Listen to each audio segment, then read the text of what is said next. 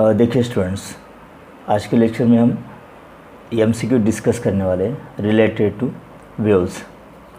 तो first MCQ देखिए, a hospital uses an ultrasonic scanner to locate tumours in tissue. The operating frequency of scanner is 4.2 megahertz. The speed of sound in tissue is 1.7 km per second. The wavelength of sound in tissue is close to। देखिए यहाँ पर frequency n is equal to 4.2 megahertz दी है। Okay, so this is 4.2 into 10⁶ hertz. Megahertz convert into hertz.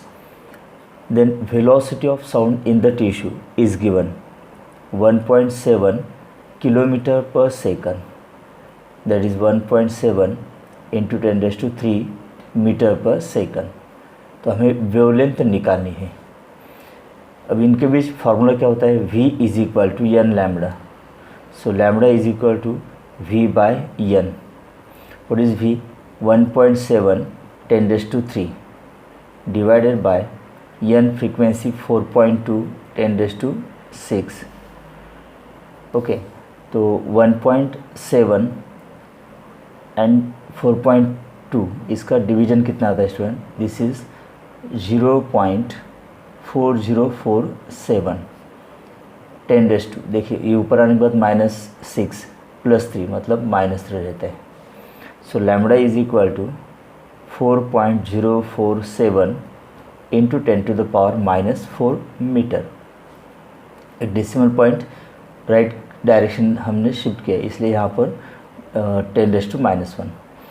तो wavelength की value आती है about 4.047 10⁻⁻⁴ metre. So this answer is close to the option yes, it is A. Next one, velocity of sound measured in hydrogen and oxygen gas at a given temperature will be in the ratio.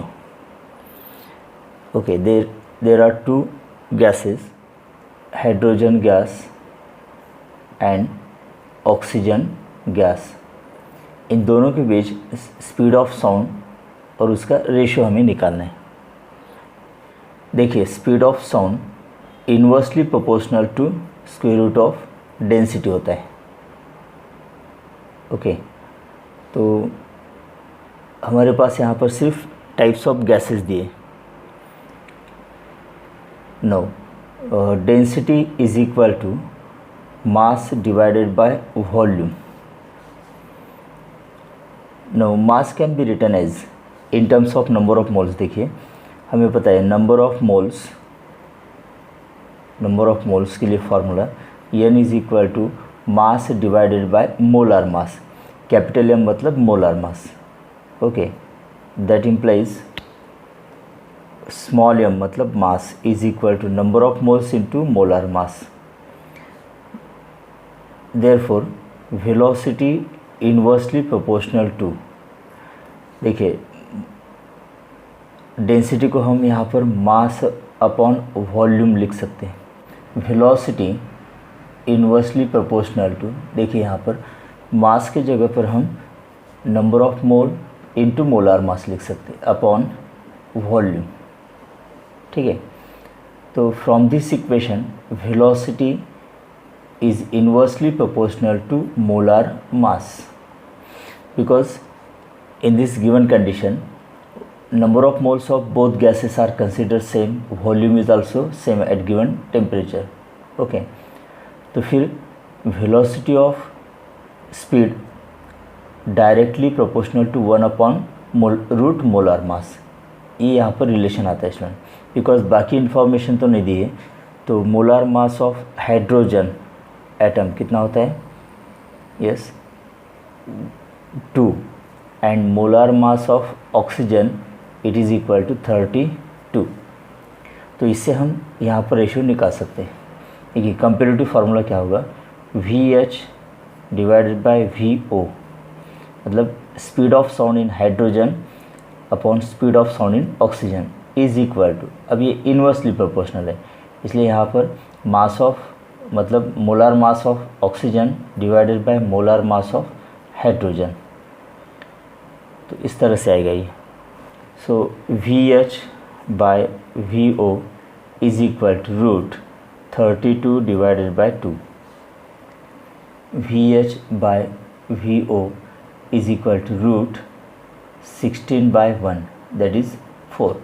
Therefore VH is to VO, मतलब speed of sound in hydrogen is to speed of sound in oxygen is equal to 4:1।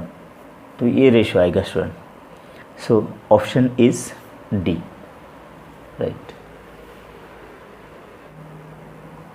Next MCQ students, a wave frequency 100 Hz is sent along a string towards a fixed end.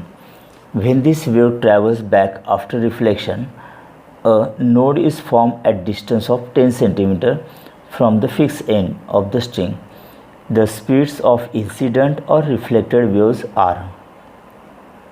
देखिए frequency यहाँ पर दी है, it is 100 hertz, यहाँ पर frequency दी है student 100 hertz, okay. And condition क्या है देखिए कि सपोज ये स्ट्रिंग है और ये फिक्स एंड है, तो incident wave, okay, and then reflected wave overlapping forming a stationary wave. तो at fix end, okay, there is always node. तो फ्रॉम द फिक्स एंड देखिए when this wave travels back after the reflection a node is form. यहाँ पर अगर node form होता है, a node is form at a distance of 10 centimetre from the fixed end, मतलब 10 centimetre distance between two successive node दिया है, okay. तो distance between two successive node ये क्या होता है λ/2 and it is given 10 centimetre, मतलब लैम्बडा की वैल्यू कितनी होगी 20 centimetre, that is 20 into 10⁻² metre. देखिए हमें क्या निकालना है यहाँ पर वेलोसिटी, तो v is equal to n lambda, ये फार्मूला है ना, बहुत ही सिंपल MCQ है। v is equal to n मतलब कितना 100 इंटू लैम्बडा 20 इंटू 10⁻², तो v इज इक्वल टू देखिए 100 मतलब 10⁻² होता है इंटू 20 इंटू 10⁻², तो ये 10⁻² cancel, so v is equal to 20 metre per second, ये आंसर आएगा, ओके। तो ऑप्शन यहाँ पर होगा फिर सी।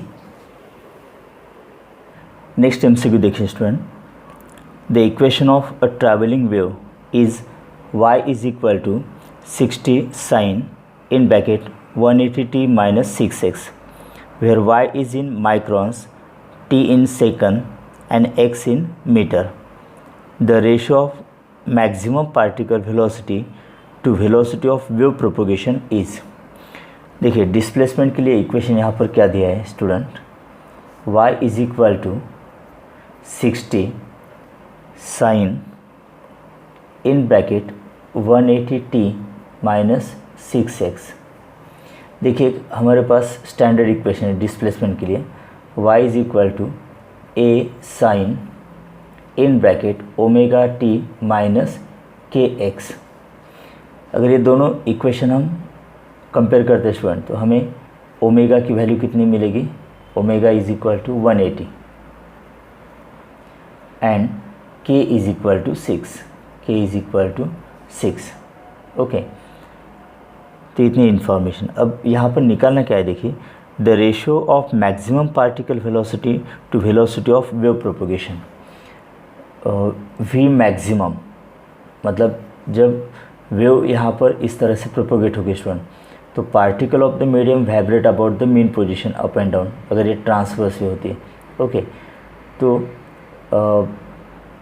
मैक्सिमम स्पीड कहाँ पर होगी, मीन पोजीशन पर, तो v मैक्सिमम मतलब पार्टिकल वेलोसिटी की maximum speed and it is at mean position v max upon speed of that is velocity of wave propagation v, इन दोनों का रेशियो निकालना है, ओके।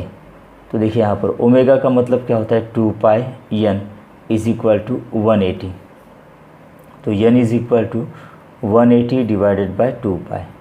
उसी तरह से k का मतलब क्या होता है 2 pi upon lambda is equal to 6, तो लैम्डा इज इक्वल टू क्या होगा फिर 2 पाई अपॉन 6। ओके, देखिए n और लैम्डा हमें पता हो गया, तो इससे हम वेलोसिटी ऑफ वेव प्रोपोगेशन निकाल सकते हैं। v is equal to n lambda, इस फार्मूले से n मतलब 180 divided by 2 pi into lambda 2 pi upon 6, तो 2 पाई कैंसिल, 6 3 ज़ा 18, तो यहाँ पर ये 30 मीटर पर सेकंड, मतलब एक वेलोसिटी हमें पता होगी, velocity of wave propagation. Now particle velocity हमें निकालनी है। पार्टिकल वेलोसिटी देखिए, particle vibrate along Y axis, तो फिर डिस्प्लेसमेंट यहाँ पर दिया है, rate of change of displacement with respect to time that gives velocity, तो इसे हम वेलोसिटी ऑफ पार्टिकल निकाल सकते हैं। ठीक है, dy बाई dt मतलब इस इक्वेशन का डेरिवेटिव लेना है हमें विथ रिस्पेक्ट टाइम। देखिए 60 साइन थीटा का डेरिवेटिव क्या होता है कॉस थीटा, मतलब cos 180 t minus 6x। Okay, अब ओमेगा टी मतलब विथ रिस्पेक्ट टू टाइम हम डिफ्रेंशिएट कर रहे हैं, तो इसका डिफ्रेंशिएशन क्या होगा into 180। Particle velocity is equal to देखिए 60 इंटू 180, तो इनका multiplication 60 into 180 into cos of 180t minus 6x, right. लेकिन हमें मैक्सिमम पार्टिकल वेलोसिटी निकालनी है जो कि मेन पोजीशन पर होती है, तो v maximum is equal to, अब इन दोनों का मल्टीप्लिकेशन देखिए 0 0, ओके 18 6 ज़ा 108, इतना आएगा स्टूडेंट, इनटू कॉस, अब मैक्सिमम स्पीड कहाँ पर होती है मेन पोजीशन पर, तो मेन पोजीशन मतलब एंगल क्या होगा 0 डिग्री या फिर 180 डिग्री। ओके, तो इसकी वैल्यू कितनी होगी 1 होगी, देयरफॉर v मैक्सिमम की वैल्यू क्या होगी फिर 10800। ओके, लेकिन देखिए y यहाँ पर क्या दिया है, y का यूनिट मतलब डिस्प्लेसमेंट का unit y is in microns, मतलब ये माइक्रोमीटर पर सेकंड इसकी स्पीड ये यूनिट होगी। तो v मैक्सिमम की वैल्यू क्या होगी स्टूडेंट फिर 10800 इंटू माइक्रो मतलब 10⁻⁻⁶ मीटर पर सेकंड। देखिए v मैक्स की भी वैल्यू हमें यहाँ पर मिलती है स्टूडेंट, तो हमें इन दोनों का रेशियो लेना है। ओके, तो v मैक्सिमम मतलब particle speed to velocity of wave propagation is equal to, देखिए ये कितना है 10800 डिवाइडेड बाय मतलब into 10⁻⁻⁶, okay, divide by v मतलब 30, तो ये एक 0 कैंसिल हो जाएगा। ओके, तो 3 से डिवाइड करते हैं इसको, देखिए 3 3 ज़ा 9, एक कैरी हो गया, 3 16 है ना, 3 6 ज़ा 18 होता है। ओके, और ये 0 इंटू 10⁻⁻⁶, तो फिर रेशियो क्या आएगा इसका, देखिए 3.6 अगर लिखते हैं तो 10⁻+2 और ये 10⁻⁻⁶, 10⁻⁻⁴, इतना रेशियो आएगा स्टूडेंट। ओके, मतलब option B. Yes, next MCQ देखिए student, equation of a wave is y is equal to 10 centimetre sine 3.14x cos 314t, where x is in meter and t is in second. Comment on the phase between 2 points at x is equal to 1.7 meter and x2 is equal to 3.7 meter. देखिए यहाँ पर equation एक दिया है और okay y is equal to 10 centimetre, तो ये amplitude हो गया student, sine 3.14x okay cos 314t। No this is the equation of stationary wave. देखिए स्टैंडर्ड फॉर्म इसका क्या होता है, 2a sine kx into cos omega t, ये इसका स्टैंडर्ड फॉर्म है। देखिए अगर दो इक्वेशंस हम कंपेयर करते स्टूडेंट, तो फिर यहाँ पर k की वैल्यू क्या आएगी, देखिए that is 3.14 okay. No k मतलब 2 पाई अपॉन लैम्डा होता है, इज इक्वल 3.14। तो फिर लैम्डा की वैल्यू क्या आएगी, देखिए 2 pi divided by 3.14, so this is 2 into pi की वैल्यू 3.14 डिवाइडेड बाय 3.14, तो lambda is equal to 2 metre okay. अब क्वेश्चन यहाँ पर क्या पूछा है कि comment the phase between at 2 points x1 is equal to 1.7 metre and x2 is equal 3.7 metre. देखिए अगर incident wave reflected wave overlap होती तो यहाँ पर इस तरह से इन the form of loops stationary wave produce होगी okay. Let this is the position at x is equal to 0। ये नोड यहाँ पर फॉर्म होता है at the rigid support node okay, और ये स्टार्टिंग नोड सपोज यहाँ पर। अब लैम्डा की वैल्यू 2 मीटर है ओके, तो ये सारे नोड्स होंगे स्टूडेंट्स। तो डिस्टेंस बिटवीन 2 सक्सेसिव नोड क्या होता है, distance between 2 successive nodes is equal to lambda by 2 okay. So lambda की वैल्यू कितनी है, 2 बाय 2, दिस इज़ 1 मीटर। मतलब ये फर्स्ट नोड है, ये सेकंड नोड है। अगर फर्स्ट नोड हम x इज इक्वल 0 पोजिशन पर लेते तो सेकंड नोड कहाँ पर आएगा, x is equal to 1 metre.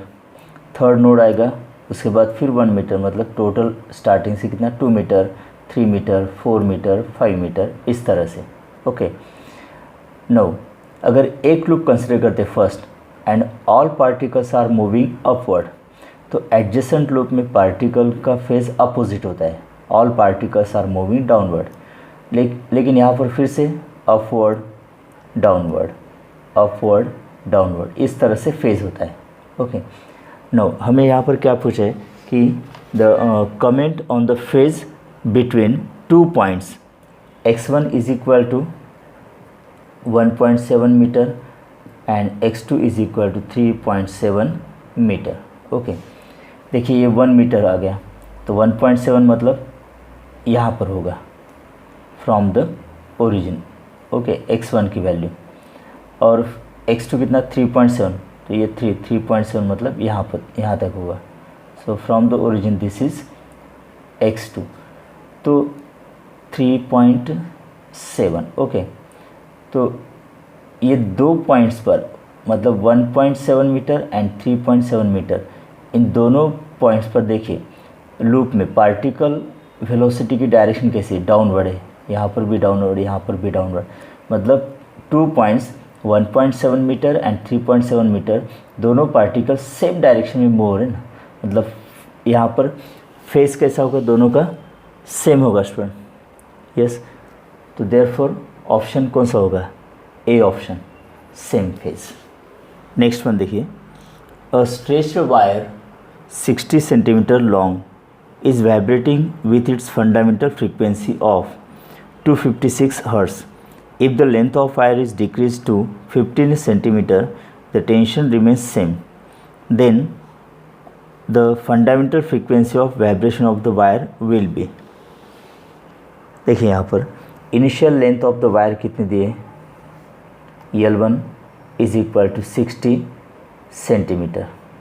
तब उसकी फ्रीक्वेंसी, फंडामेंटल फ्रीक्वेंसी क्या हुई, N1, it is equal to 56 hertz okay. No length of the wire, wire वही है, सिर्फ उसकी लेंथ कम होगी, इट इज़ 15 सेंटीमीटर, और टेंशन सेम है टेंशन चेंज नहीं हुआ स्टूडेंट, टेंशन रिमेंस सेम।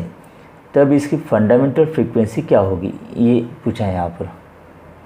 देखिए फंडामेंटल फ्रीक्वेंसी का फॉर्मूला होता है n is equal to 1/2L root t by m. देखिए टेंशन सेम है, स्मॉल m का मतलब क्या होता है कि लीनियर डेंसिटी, मास पर यूनिट लेंथ। ओके, अगर लेंथ ऑफ द वायर कम ज़्यादा होती है लेकिन मास पर यूनिट लेंथ तो कांस्टेंट रहेगा, इसलिए n inversely proportional to L। Okay, t और m कांस्टेंट तो n inversely proportional to L। तो फंडामेंटल फ्रीक्वेंसी एंड लेंथ के बीच ये रिलेशन आता है स्टूडेंट। अब कंपेरेटिव फार्मूला क्या होगा, n2 by n1 is equal to L1 by L2। तो इसे हम n2 की वैल्यू निकाल सकते हैं। देखिए n2 is equal to n1 L1 divided by L2। तो n2 is equal to n1 256, L1 कितना है 60 डिवाइडेड बाई 15, 15 4 ज़ा 60। तो n2 की वैल्यू कितनी आएगी student, this is 1024 hertz. Okay yes, तो ऑप्शन क्या होगा फिर यहाँ पर, A option.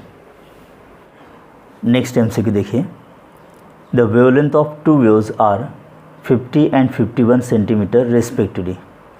If the temperature of the room is 20 degrees Celsius, then what will be the number of beats produced per second by the waves when the speed of sound at 0 degrees Celsius is 332 meter per second. देखिए यहाँ पर wavelength of two sound waves, मतलब यहाँ पर lambda 1 की value कितनी है 50 centimetre, that is 50 into 10⁻² metre. Okay, और लैम्बडा 2 की वैल्यू दी है 51 centimetre, that is 51 into 10⁻² metre. No, velocity of sound at 0 degree Celsius.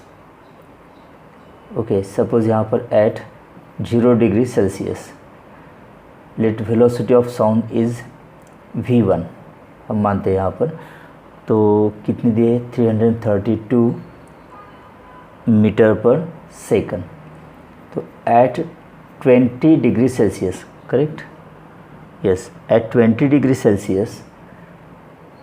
Okay, तो वेलोसिटी हम निकाल सकते हैं इसके, because there is relation between speed of sound and temperature.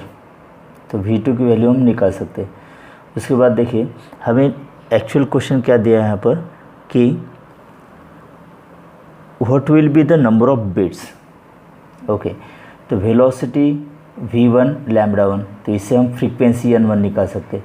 Velocity v2 lambda 2, because v is equal to n lambda, तो n is equal to v by lambda. इस फार्मूले से हम n1 n2 की वैल्यू निकाल सकते हैं। फिर दोनों फ्रीक्वेंसी का डिफरेंस मतलब क्या होता है, बीट फ्रीक्वेंसी। ओके, तो देखिए यहाँ पर v2 by v1 is equal to t2 by t1 root t2 by t1।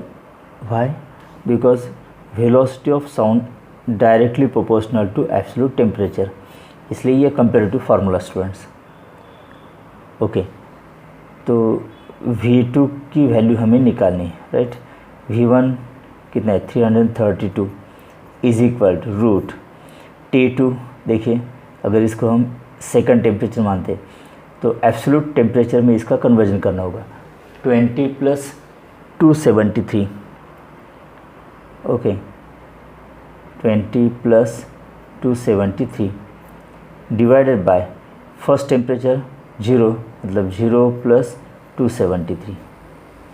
Okay, तो v2/332 is equal to root, अभी यहाँ पर होगा 293 डिवाइडेड बाय 273।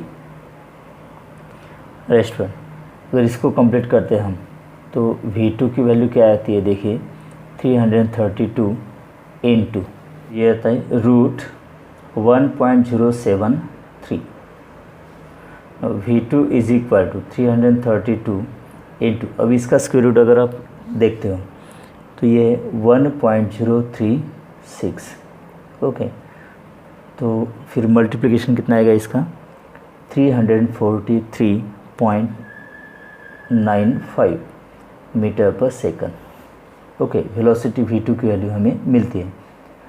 नो n1 कैसे निकालेंगे, देखिए n1 is equal to v1 by lambda 1।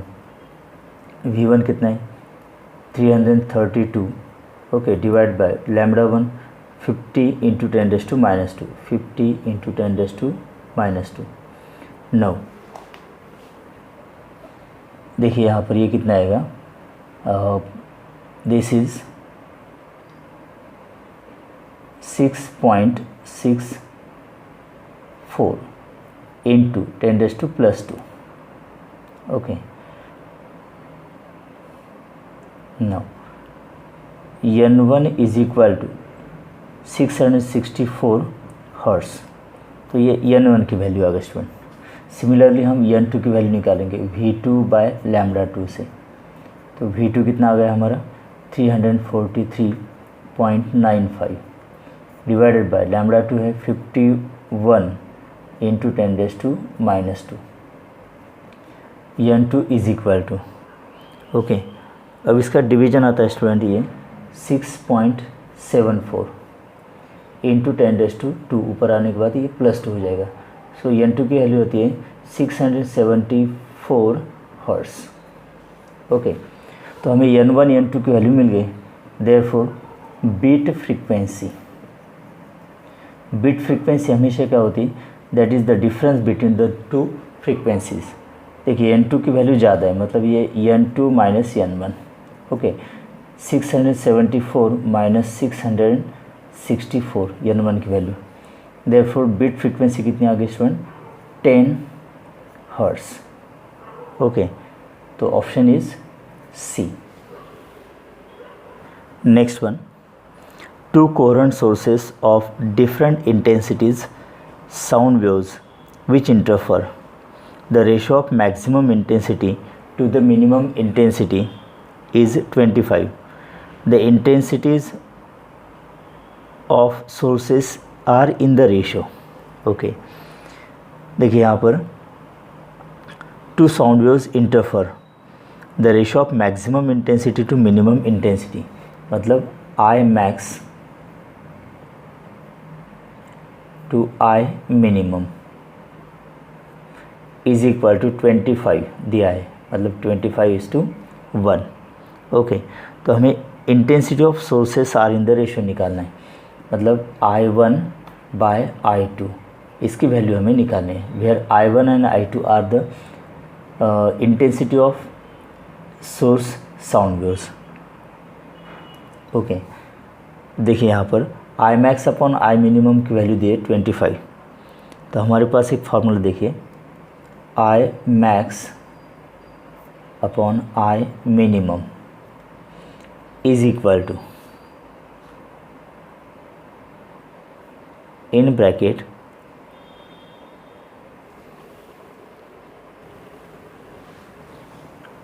A1 plus A2 इसका square, okay, divided by A1 minus A2 bracket square, because intensity directly proportional to amplitude square होता है ना। तो जब कंस्ट्रक्टिव इंटरफेरेंस होगा तो एम्पलीट्यूड की एडिशन होगी, इसलिए A1 plus A2 bracket square. Destructive interference के दौरान क्या होता है, डिफरेंस ऑफ द एम्पलीट्यूड होता है, so A1 minus A2 bracket square, right. तो ये वैल्यू यहाँ पर दी है 25। By taking square root on both side, A1 plus A2 divided by A1 minus A2 is equal to कितना होगा 5 होगा।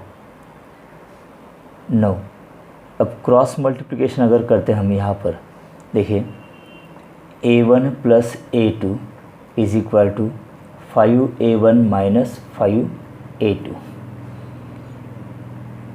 तो देखिए यहाँ पर ये क्या होगा, A2 plus 5A2 is equal to 5A1, इधर आने के बाद माइनस A1 होगा, राइट। तो 6A2 is equal to 4A1।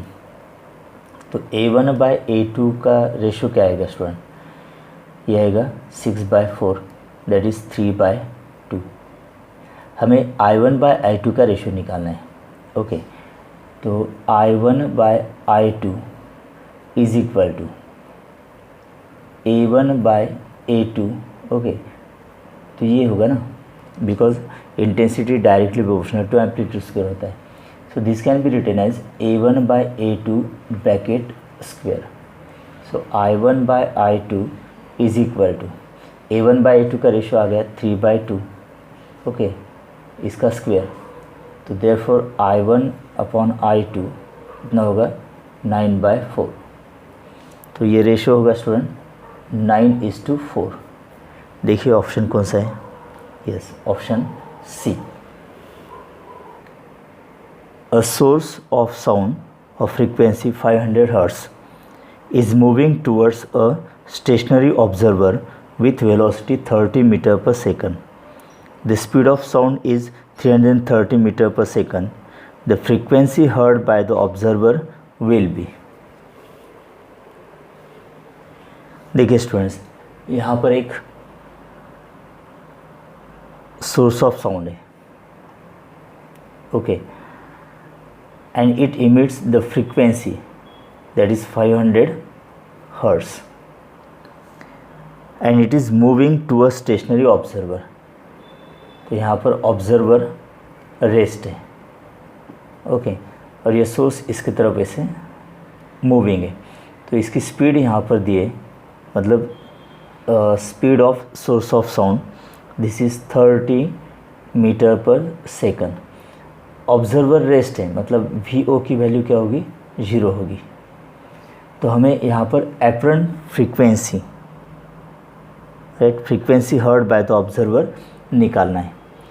तो देखिए एपरेंट फ्रीक्वेंसी का जनरल फार्मूला क्या होता है student, NA is equal to V plus minus VO divided by V minus plus VS into N। ये जनरल फार्मूला है student, where NA is apparent frequency, okay, N true frequency, V speed of sound in air, VO मतलब velocity of observer, VS velocity of source of sound. तो यहाँ पर velocity of sound कितनी दी है student, this is yes 330 metre per second, ये दिए। No, अब इस कंडीशन के लिए देखिए फार्मूला क्या तैयार होगा, apparent frequency is equal to, okay, अब VO 0 है, मतलब यहाँ पर न्यूमरेटर देखिए सिर्फ V बचेगा upon, okay, V minus VS into N। देखिए जब source of sound and observer के बीच डिस्टेंस कम होता है तो इंटेंसिटी ऑफ साउंड इंक्रीज होती है, मतलब apparent frequency must be greater than true frequency. तो यहाँ पर हमें NA की वैल्यू N से ज़्यादा दिखानी है, मतलब डिनोमिनेटर कम होना चाहिए, इसलिए सब्सट्रैक्शन लिया है यहाँ पर।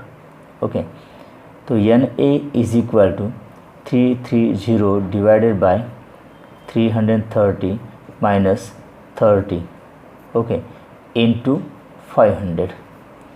तो NA इज इक्वल टू देखिए 330 इंटू 500 डिवाइडेड बाय, दोनों का डिफरेंस कितना होगा 300। देखिए दो जीरोज़ यहाँ पर कैंसिल हो जाएंगे, सो 3 से अगर इसको डिवाइड करते तो 110 into this 5। So apparent frequency कितनी आएगी 550 हर्ट्ज। ओके, तो फिर ऑप्शन क्या होगा स्टूडेंट्स यहाँ पर, yes, option D. Next time से देखिए, 2 trains are moving towards each other with speeds of 20 meter per second and 15 meter per second relative to the ground. The first train sounds a whistle of frequency 600 Hz. The frequency of whistle heard by passenger in the second train before train meets is, the speed of sound in air is 340 meter per second. देखिए students, यहाँ पर 2 trains हैं T1 and T2. Okay, both are moving towards each other. Same track पर नहीं होंगे, parallel track पर। Okay, तो first train making whistle of frequency, मतलब ये it acts as source of sound. तो यहाँ पर फ्रीक्वेंसी कितनी दी है, this is 600 hertz and a passenger in second train. तो यहाँ पर ऑब्जर्वर है। ओके, देखिए दोनों के बीच डिस्टेंस कम हो रहा है, मतलब observer heard more frequency than the true frequency. तो अपरेंट फ्रीक्वेंसी ये ट्रू फ्रीक्वेंसी से ज़्यादा होगी। Okay, no both trains are moving. तो यहाँ पर देखिए speed of source of sound, first train की स्पीड मतलब speed of source of sound, this is 20 metre per second and speed of observer मतलब speed of second train, this is 15 metre per second and speed of sound दी है यहाँ पर 340 metre per second. तो हमें apparent frequency की value निकालनी है student. Okay, तो देखिए यहाँ पर अपरेंट फ्रीक्वेंसी के लिए फार्मूला क्या होगा, जनरल फार्मूला अभी हमने देखा था ना, यस। तो अपरेंट फ्रीक्वेंसी की वैल्यू ट्रू फ्रीक्वेंसी से ज़्यादा बतानी है। वाई, बिकॉज दोनों के बीच डिस्टेंस कम हो रहा है, तो इंटेंसिटी ऑफ साउंड इंक्रीज़ होगी, सो फ्रीक्वेंसी भी इंक्रीज़ होगी। तो न्यूमरेटर में प्लस होना चाहिए, v प्लस वी ओ, और डिनोमिनेटर में अगर कम वैल्यू रखते हैं तो ये आंसर फिर ज़्यादा आएगा, मतलब v minus V S. Okay, इस तरह से हम फार्मूले कॉमन फार्मूले से तैयार कर सकते हैं। कौन सा फार्मूला ये, N A is equal to v plus minus V O divide by v minus plus V S into N. तो यहाँ पर डिफरेंट 6 केसेस पूछे जा सकते हैं स्टूडेंट। ओके, तो एक केस हमने लास्ट एमसीक्यू में डिस्कस किया, अभी ये सेकंड। ओके, तो both source of sound and observer are moving towards each other के लिए ये फार्मूला यहाँ पर तैयार हो गया।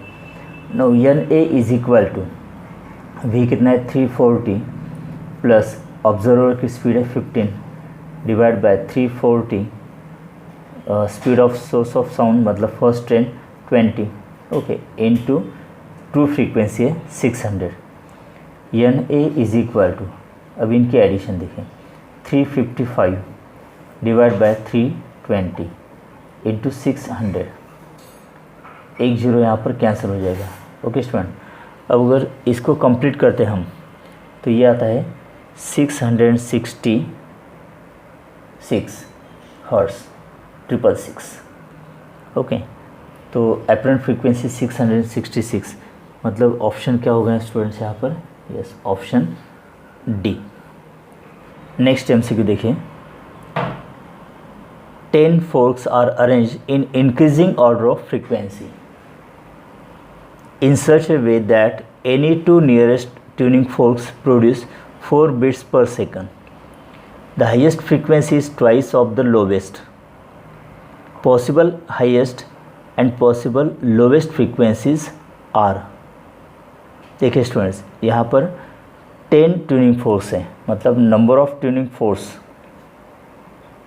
कितना दिया है यहाँ पर 10। ओके, और बीट फ्रीक्वेंसी कितनी है, beat frequency denoted by N B, B stand for beats. Okay, it is equal to 4 beats per second, 4 beats per second.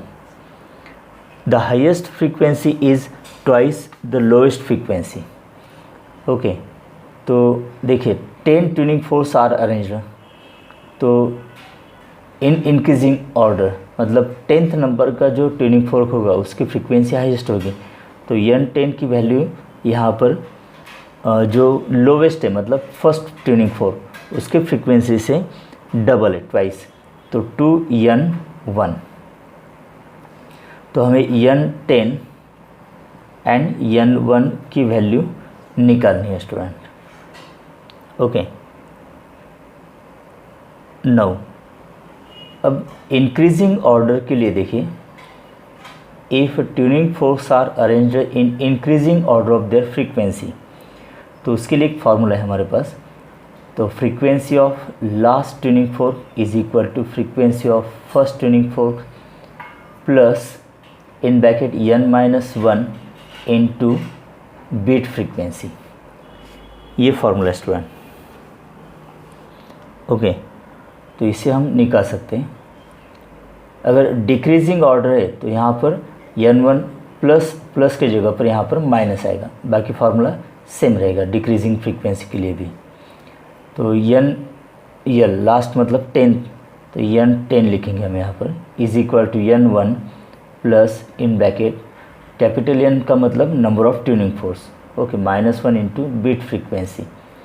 अब n10 की value in the form of n1 कितनी है, double दिए, तो n10 को हम 2n1 लिखेंगे is equal to n1 plus, okay, n number of tuning forks 10 minus 1 into beat frequency कितनी दिए 4, 2n1 अगर ये इधर लाते तो -n1 होगा इज इक्वल टू 9 इंटू 4, तो n1 की वैल्यू कितनी आएगी स्टूडेंट, 9 4 ज़ा 36 हर्ट्ज़।